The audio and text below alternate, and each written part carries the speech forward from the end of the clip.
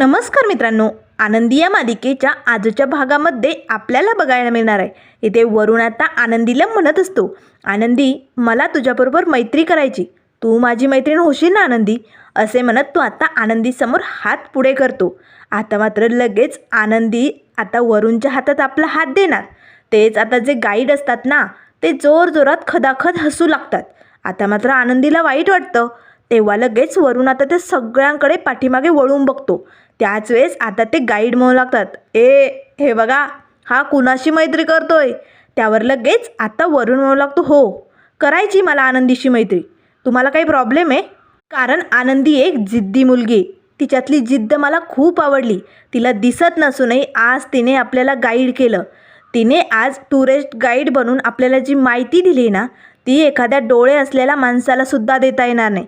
पण अगदी डोळसपणे आनंदीने आपल्याला सगळी माहिती सांगितली. तुम्ही बघितलं ना आनंदीची जिद्द. त्यावर लगेच आता सगळेजण आनंदीकडे बघू लागतात. त्यावर लगेच आता ते गाईड म्हणू लागतात, सॉरी, आम्हाला वाटलं की आनंदी नाटक करते, हिला खरंच दिसत नाही आहे का. तेव्हा लगेच आता वरुण म्हणू लागतो, हो खरंच दिसत नाही आनंदीला, पण तिच्या मनातले दरवाजे तिला सगळं काही सांगतात आणि त्याप्रमाणे ती सगळं काही करते. बघितलं ना तुम्ही आनंदीत किती जिद्द आहे, ती कशी मुलगी आहे. यावरनं मला आनंदीतली ही जिद्द खूप आवडली आणि म्हणूनच मला आनंदीशी मैत्री करायची. तेव्हा लगेच आता ते गाईड म्हणू लागतात, सॉरी, आम्हाला वाटलं ही नाटक करते. तेव्हा आनंदी म्हणू लागते, जाऊ द्या, चला आता आपण निघूया, आपल्याला उशीर होतोय ना. त्याच वेळेस आनंदी निघालेली असते, पण सगळेजण मात्र शांतपणे आनंदीकडे बघत असतात. आनंदी 4-5 पावलं पुढे जाते आणि थबकते. काय झालं? तुम्ही काय येत नाही माझ्याबरोबर? माझं काही चुकलं का? मी जे काही तुम्हाला गाईड करते ते तुम्हाला आवडलं नाही का? आता मात्र लगेच त्या मुली पुढे येतात आणि म्हणतात, आनंदी, आनंदी माफ कर गं, तू किती छान आहे, किती सोज्वळ आहे आनंदी. अगं तुला डोळे नसतानाही कसं कळतं? हे बघ, आम्ही जागेवरती थांबलो होतो, तू एकटी निघाली तरी तुला समजलं. आणि आनंदी, आम्हाला डोळे असूनही त्याचा उपयोग नाही आहे गं. जे जिद्द तुझ्यात आहे ती आमच्यात नाही आहे आनंदी, माफ कर आम्हाला, चुकलं आमचं. त्यावर आनंदी लागते, झालं ना, मग चला आता जाऊ द्या, द्या सगळं सोडून. त्यावर लगेच आता त्यातली एक मुलगी पुढे येते, आनंदी सॉरी या, हे बघ, हे घे आमच्याकडनं तुला टिप म्हणून. सॉरी आनंदी. आनंदीच्या हातात लगेच ती मुलगी 1000 रुपये टेकवते. आता मात्र आनंदी पटकन त्या नोटा अशा समोर धरते. तिला दिसत नसूनही त्या नोटा किती आहे हे तिला कळालेलं असतं. 1000 रुपये. तेव्हा आनंदी म्हणू लागते, नाही नाही ताई, हे पैसे नको आहेत मला. माझ्या कामाचे जे पैसे मला मिळतात ना, त्यात मी सुखी आहे. त्यामुळे तुमच्या या टिपची मला गरज नाही आहे, तुमच्याकडेच असू द्या. आनंदी पुन्हा ते पैसे त्यांना परत करते. आता मात्र इथे वरुण आनंदीचे फोटो काढत असतो. आनंदीच्या या जिद्दीपणाचं वरुणला खूपच कौतुक वाटू लागतं. त्यावर लगेच त्या मुली म्हणू लागतात, पण आनंदी, आम्हाला खरंच आज तुझ्याकडे बघून ना एक नवीन काहीतरी शिकायला भेटलं आहे. त्यामुळे आम्हाला तुला काहीतरी द्यायचं आहे गं, पण काय देऊ? आता त्या मुलीच्या डोक्याला एक जास्वंदीचं फूल असतं. तेव्हा लगेच ती मुलगी पटकन ते फूल हातात घेते आणि आनंदीच्या हातात देते. आनंदी, हे फूल तरी घे गं आमच्याकडनं. आनंदी लगेच आता ते फूल घेते आणि मला लागते, बरोबरच चला. आता मात्र वरून ते फूल आनंदीच्या हातात असताना छान असे आनंदीचे फोटो काढू लागतो. तेव्हा लगेच आता त्या मुली म्हणू लागतात, आनंदी, तू खरंच काहीतरी वेगळीच आहे, कसं जमतं गं तुला हे सगळं?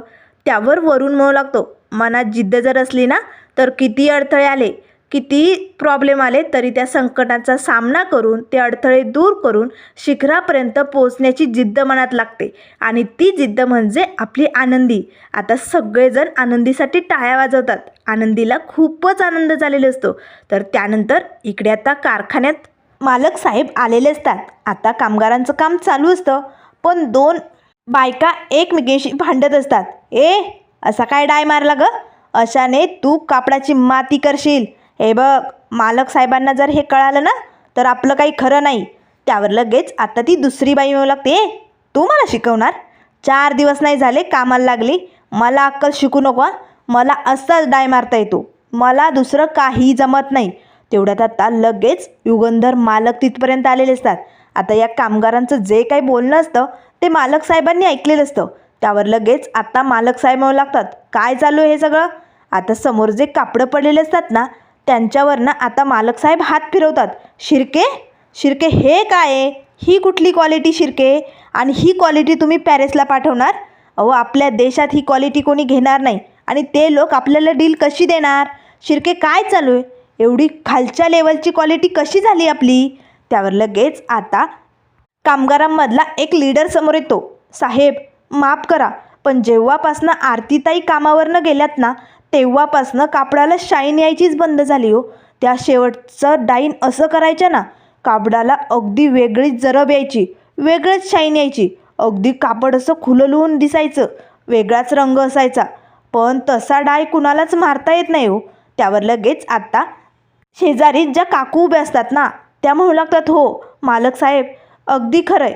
आरतीताईसारखी डाईंग कुणालाच जमत नाही आहे. अगदी जोर लावून त्या डाय करायच्या, कापड अगदी खुलालून जायचं आणि वेगळंच रंग यायचा. तसं कुणालाच जमत नाही आहे हो. खरंच आरतीताई गेल्यापासून सगळ्यांची पंचायत झाली. आता मात्र लगेच मालक साहेबांना आठवतं की आबा जाधवांच्या 2 नाती माझ्या हवेलीत घुसल्या होत्या. माझ्या वस्तूंना त्यांनी हात लावला होता, पण तरी त्या माझ्याशी खोटं बोलल्या. त्यानंतर आता आबा जाधव आणि त्यांच्या नातीला मालक साहेबांनी कारखान्यातनं काढून टाकलं. हे सगळे काही क्षण आता मालक साहेबांना आठवू लागतात. आणि आता हे कामगारांचं बोलणं, आरतीताईशिवाय आबा जाधवांच्या हुशारीमुळे कारखान्यात प्रॉब्लेम यायला लागलेत. पण आता मालक साहेबांना काय करावं काही सुचत नाही. तेव्हा लगेच ते शिर्केला म्हणू लागतात, शिर्के, मला कुठलीही कारणं नको आहे, काम अगदी व्यवस्थित व्हायलाच पाहिजे, असे म्हणत आता मालक साहेब तिकडनं निघून जातात. त्यावर लगेच आता इकडे आनंदी मात्र खूपच आनंदात आता घरी आलेली असते. आबा आपल्या खाटावरती बसलेले असतात. आरतीताईची झाडझूड चालू असते. तेव्हा लगेच आनंदी म्हणू लागते, आरतीताई, आबा, आबा कुठे आहात तुम्ही? त्यावर लगेच आबा म्हणू लागतात, बघा एवढ्या उत्साहात आली म्हटल्यानंतर काम झालं हिचं. त्याच वेळेस आता लगेच आबा पटकन आनंदीला आपल्या शेजारी बसवतात. काय झालं मग, कसा गेला तुझा दिवस? त्यावर आनंदी म्हणू लागते, आबा एक नंबर भारी गेला, आजचा दिवस लय भारी होता. हे बघा, मला माझ्या कामाची पावती म्हणून हे फूल मिळालंय. तेव्हा आबा म्हणू लागतात, वा पोरी, मग भारी झालं की नाही तुझं काम? त्यावर आनंदी म्हणू लागते, हो आबा, मी म्हटले होते ना, आता इथून पुढचे दिवस अगदी छान जाणार आहे. अहो, रात्रीचा दिवस होतो, आता पाठ झाली, आता दिवस उजाडलाय आबा आणि नवीन सुरुवात झाली. मला ना अशी वेगळीच रुकरुक लागली आबा, आणि इथून पुढे नक्कीच चांगलं होणार. त्यावर लगेच आबा म्हणू लागतात, बरं चला, आजचा दिवस चांगला आहे ना, मग मी कारखान्यात जाऊन येतो. माझा मागील पगार राहिलेला आहे ना, तो भेटतो की काय हे विचारून येतो. चला येतो हा, असे म्हणत आबा लगेच काठी टेकवत इथं आता कारखान्यापर्यंत पोचलेले असतात. कारखान्यात येताच आता लगेच आबा विचारू लागतात, साहेब, अहो माझा मागील पगार किती शिल्लक राहिला आहे ते बघाल का? नाही म्हणजे पैशांची नड होती, भेटला तर बरं होईल, बघता का? त्यावरती साहेब म्हणू लागतात, आबा बघतो मी, थांबा 2 मिनटं, चेक करून बघतो. आता ते साहेब लगेच कॅम्प्युटरवरती मागील आबांचा किती पगार हे चेक करत असतात. पण मात्र आबांनी कर्ज उचललेलं असतं. त्यामुळे साहेब म्हणू लागतात, आबा अहो कसला पगार, तुमचा पगार शिल्लकच नाही आहे, उलट तुम्हालाच देणं आहे कारखान्याचं. आता आबांना धक्का बसतो, अरे देवा, काय देणं बाकी आहे? त्यावर ते साहेब म्हणू लागतात, हो, तुमच्या नातींच्या शिक्षणासाठी लग्नासाठी तुम्ही पैसे घेतले होते ना, मग त्याचं व्याज वाढलं आहे, चक्रवाढ व्याज आहे त्याला, आणि आबा आता तुम्हाला तेच देणं द्यायचं आहे कारखान्याला. तेव्हा लगेच आबा म्हणू लागतात, सणासुदामुळे आणि पोरींच्या शिक्षणामुळे, या सगळ्या घर खर्चामुळे आणि माझ्या दुखण्यामुळे, या सगळ्यात ना मी हे कर्जाचं विसरूनच गेलो होतो. किती झालं असेल तरी कर्ज? त्यावर लगेच ते साहेब म्हणू लागतात, तुम्हाला व्याजाचं धरून 65,000 रुपये लगेच कारखान्याला देणं आहे, आणि आबा लवकरात लवकर पैशांची व्यवस्था करा, नाही म्हणजे तुमची नोकरी गेली, सगळी अडचण चालू आहे. पण जितके दिवस तुम्ही जास्त लावाल तितकं हे व्याज वाढत जाईल. त्यामुळे आबा तुम्ही लवकरात लवकर हे पैसे भरून टाका. आता मात्र आबांपुढे मोठं संकट उभी राहिलेलं असतं. काय करावं काही सुचत नाही. तेव्हा आबा म्हणू लागतात, बरोबर ठीक आहे, मी पैशांची व्यवस्था करतो आणि हे कर्ज भरून टाकतो. आता आबा लगेच थोडंसं बाजूला जातात. आता आपल्या पिशवीत आबांचे 10,000 रुपये असतात. आबा ते पैसे काढतात आणि खिशात शकुंतलाचे 5,000, असे 15,000. आता मात्र लगेच आबा ते पैसे मोजू लागतात. त्याच वेळेस चंदनचं लक्ष आबांकडे जातं. आबांच्या हातात एवढे पैसे बघून या भामट्या चंदनला मात्र लगेच लालच सुटते. तेव्हा लगेच तो कामगारांना म्हणू लागतो, आलोच मी, असे म्हणत आबा पैसे मोजत असताना चंदन तिकडे येतो. आबा अहो तुम्ही इकडे काय करायलेत? अहो आबा, तुम्हाला नोकरीवरनं काढून टाकलं हे कळल्यानंतर माझं डोसकं ना असं सरकलं होतं आबा. खरंच तुम्ही किती इमानदारीने या कारखान्यासाठी काम केलं, रक्ताचं पाणी केलं, इथे घाम गाळला, तुमचं आयुष्य इथेच गेलं. शेवटी म्हातारपण सुरू झालं आणि या कारखान्याने तुम्हाला कामावरनं काढून टाकलं. नाही आबा, मला हे अजिबात पटलेलं नाही आहे. त्यामुळे मी मालक साहेबांशी या विषयावरती बोलणारच होतो, पण त्याआधी मला तुमच्याशी बोलायचं होतं. बरं झालं आबा, तुम्ही मला इथेच भेटलात. आणि आबा, हे पैसे कसले आहेत? कसले पैसे मोजतायत तुम्ही? त्यावर आबा म्हणू लागतात, कसले पैसे असणार चंदन? अरे बाबा, कर्ज भरायचे ना, कारखान्याकडनं कर्ज घेतलं होतं, त्याचं व्याज वाढायलंय ना, म्हणून म्हटलं आहे तेवढे भरून टाकावे. त्यावर लगेच आता चंदन पटकन आबांच्या हातनं ते पैसे घेतो. आबा, तुम्ही कशाला भरताय हे पैसे? ते माझ्यावरती सोडा, मी हे पैसे साहेबांकडे देतो आणि तुमचं कर्ज भरण्यासाठी जास्त मुदत भेटावी यासाठी मुदतवाढ करतो आणि लवकरात लवकर तुम्हाला कामावर घ्यावं अशी मागणी करतो. तेव्हा आबा म्हणू लागतात, चंदन, मालक साहेब ऐकतील का? असं खरंच होईल का? तेव्हा लगेच चंदन म्हणू लागतो, होणार म्हणजे होणार. म्या आहे की, म्या तुमच्या बाजूने बोलणार आणि मालक साहेबांना सांगणार. तुम्ही कसली चिंता करू नका आबा, तुम्ही आता निवांत घरी जा, हे पैसे मी भरतो. आता आबा मात्र चंदनवरती विश्वास ठेवून तिकडनं घरी निघालेले असतात. तेव्हा चंदन लगेच या पैशांचा वास घेतो. वा आबा, आता चिंता सोडाच तुम्ही. चंदन म्हणतात मला, जेवढा उगळेल तेवढा वास जास्तच येतो. त्यामुळे आबा, आता हे पैसे माझे झाले. असे म्हणत भामटा चंदन मात्र आबांना फसवायलेला असतो. तर इकडे आता आनंदी मात्र घरी आपल्या आरतीताईला म्हणत असते, आरतीताई, अगं मला नोकरी मिळाली, पण आबांची नोकरी गेली त्याचं टेन्शन अजूनही आबांच्या मनातनं जात नाही आहे गं. काय करावं? आबा खूप टेन्शनमध्ये दिसायलेत गं. त्यावर लगेच आता आरती म्हणू लागते, आपण आबांची समजूत काढू. ते कारखान्यात गेलेत ना पगार आणायला, ते आले की आपण त्यांच्याशी बोलू. त्यावर आनंदी म्हणू लागते, आरतीताई, अगं पण तुझ्या त्या डाईंगच्या कामाचं काय झालं? वैशूताई तुला काम बघून देणार होती ना?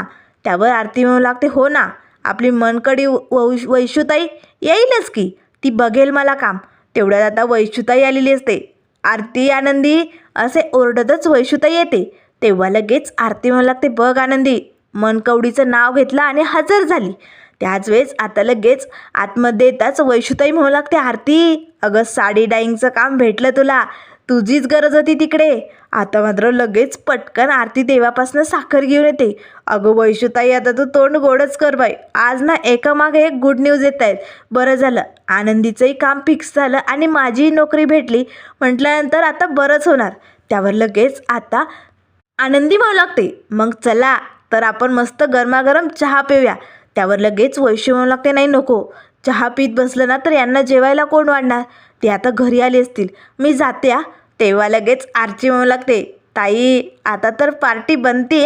तेव्हा वैशू म्हणू लागते, बनणारच, पार्टी बाकी आहे बरं का आनंदी, आरती, येते मी. असे म्हणत आता वैशू आपल्या घराकडे निघालेली असते. त्याच वेळेस आता लगेच इकडे वैशूचा नवरा म्हणजे चंदन, हा भामटारडा चंदन आता घरी आलेला असतो. तेव्हा लगेच तो ओरडतो, वैशे, चल पटकन पाणी घेऊन ये. आता लगेच वैशू थरथर कापत असते. तिला या चंदनची जरा भीती वाटत असते. तेव्हा ती आता पटकन चंदनला पाणी आणून देते. त्याच वेळेस चंदनने आपला शर्ट तिथे काढून फेकलेला असतो. वैशू तो शर्ट उचलते. आता मात्र तो खूपच खराब झालेला असतो. तेव्हा वैशू विचारू लागते, काय हो, तुम्ही हा शर्ट सकाळी घालून गेला होता ना?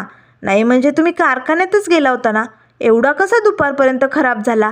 त्याच वेळेस आता चंदनला राग येतो, तुला काय करायचं आहे? मी कधीही शर्ट घालू, कधीही काढू, तुला काय करायचं आहे? तुला जेवढी कामं जमतात ना तेवढीच करायची, जास्त तोंड चालवायचं नाही, अशी ताकीद आता चंदनने वैशूला दिलेली असते. आता त्या शर्टच्या खिशात 15,000 रुपये असतात, जे आबांचे या भामट्या चंदनने लुटलेले असतात. तेव्हा लगेच आता वैशू ते पैसे हातात घेते. अरे बापरे, एवढे पैसे? तुम्ही एवढे पैसे कुठनं आणलेत? नाही म्हणजे सकाळी मी किराण्यासाठी मागितले तेव्हा तर पैसे नव्हते ना, मग एवढे पैसे कोणी दिले तुम्हाला? त्यावर लगेच चंदन म्हणू लागते, ठेव ते पैसे खाली, माझ्या कष्टाचे पैसे ते, घाम गाळून कमावलेले पैसे ते, आणि कशाला तुला विचारपूस हवीत ग, एवढ्या पंचती काय कामाच्या? त्यावर लगेच आता वैशू म्हणू लागते, अहो पण सकाळी तर पैसे नव्हते ना, मग एवढे पैसे कोणी दिले तुम्हाला लगेच? आता चंदनला राग येतो. चंदन आता वैशूजवळ येतो आणि जोरदार दिशा तिच्या कानाखाली ओढतो. काय गे, माझ्याबद्दल तुला विचारपूस करायला कोणी सांगितली? मी काम करतो, कष्ट करतो ना, मग तोंड चालवायची गरज नाही आहे. चल हो बाजूला, असे म्हणत चंदन आतमध्ये निघून जातो. त्याच वेळेस आता तो बाहेर निघालेला असतो तेव्हा तो वैशूला म्हणू लागतो, हे बघ चंदन म्हणतात मला, जेवढा उगाळेल तेवढा वास जास्तच येणार, त्यामुळे माझ्या नादाला लागायचं नाही.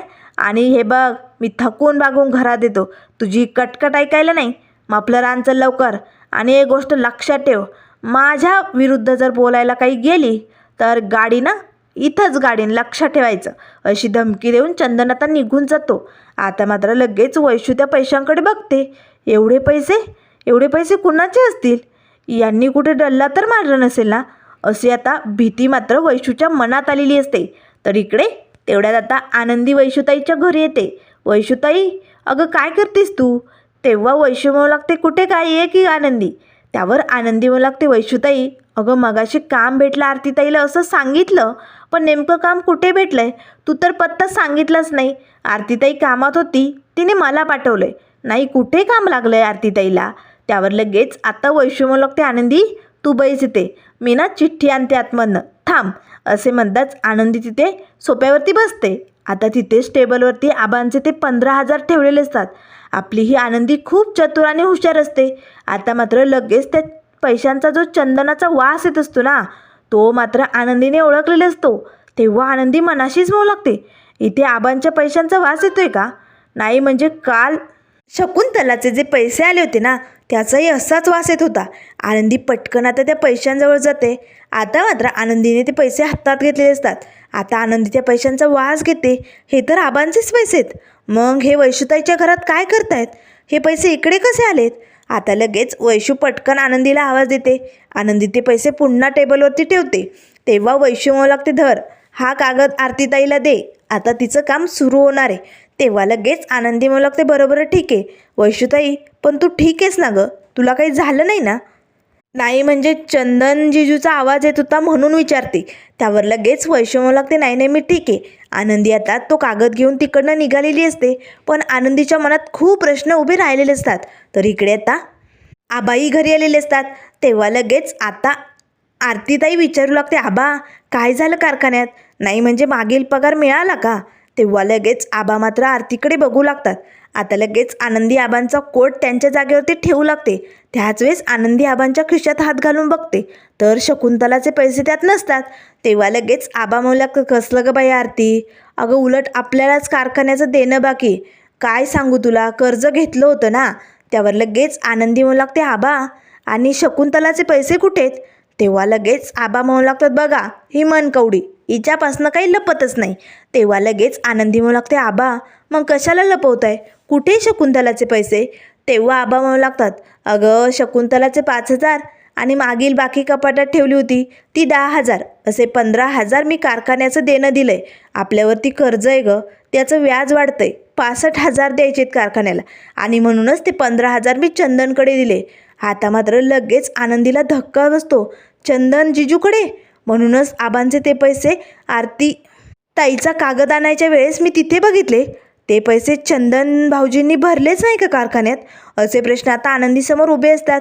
तेव्हा लगेच आता आबा म्हणू लागतात, हो ग, चंदनकडे दिले, तो मला म्हणाला मी साहेबांकडे देतो आणि कर्ज भरण्यासाठी मुदतवाढ घेतो आणि मागणी करतो तुमच्या नोकरीसाठी. त्यावर लगेच आरती म्हणू लागते, आबा मालक साहेब ऐकतील का? त्यावर आबा म्हणू लागतात, नाही मालक साहेब नाही ऐकणार, मला तर असंच वाटतंय. आता मात्र आनंदीला मोठा प्रश्न पडलेला असतो, चंदन भाऊजी आबांना फसवतायत, हे आबांना कसं सांगू मी, असा प्रश्न तिला पडलेला असतो. तर त्यानंतर मित्रांनो पुढील भागामध्ये आपल्याला बघायला मिळेल, आता चंदननेही आबांना फसवलेलं असतं. आबांना काय करावं काही सुचत नाही, कारखान्याचं देणं बाकी असतं, घरातही पैशाची पंचायत असते. त्यामुळे आबांनी मात्र आपल्या घराचा लिलाव करायचं ठरवलेलं असतं. घरातलं सगळं सामान बाहेर काढलेलं असतं. आता आजूबाजूचे लोक खूप रडत असतात. तेव्हा पिंट्या म्हणू लागतात, आबा असं नका ना जाऊ आम्हाला सोडून, आम्हाला तुमची सवय आहे हो, आबा असं नका करू, हे बघा घर विकण्याचा विचार डोक्यातनं काढून टाका. तेव्हा आबा म्हणू लागतात, नाही पिंट्या मला जावंच लागेल, अरे इमान महत्त्वाचं आहे, मला कारखान्याचं देणं द्यायचं आहे आणि मला हे घर सोडावंच लागेल. त्यावर लगेच आनंदी मात्र आपल्या घरावरनाचा हात फिरवते, आबा अहो हे घर म्हणजे एक आईचा स्पर्श होता हो. ह्या घरात मला आईची ऊब जाणवते, आईजवळ असल्यासारखं वाटतं. नवीन घरात मला जमेल का? मला तिकडे काही कळेल का? तिथे आईची अशी ऊब जाणवेल का? तेवढ्यात लगेच आता आबा आनंदीची समजूत काढतात, कारण आपल्याला हे घर सोडावंच लागेल पोरी. आता मात्र सगळेजण टेम्पोत सामान भरून आता घर सोडून निघालेले असतानाच मालक साहेबांची गाडी आली असते. थांबा. आता मात्र लगेच गाडीतनं मालक साहेब उतरतात आणि आबांजवळ येतात. आता मात्र आरची म्हणू लागते, मालक साहेब. आता आनंदी, आरतीताई सगळेजण घाबरतात. मालक साहेब कशासाठी आले असतील? पण मात्र मालक साहेब आता पुन्हा आरती आणि आबांना कामावरती घेणार. पुढे काय होणार हे आपल्याला लवकरच बघायला मिळेल. त्यामुळे मित्रांनो, अशाच मालिकेंच्या अपडेट पाहण्यासाठी चॅनलला लाईक करा, सबस्क्राईब करा. व्हिडिओ पाहिल्याबद्दल धन्यवाद.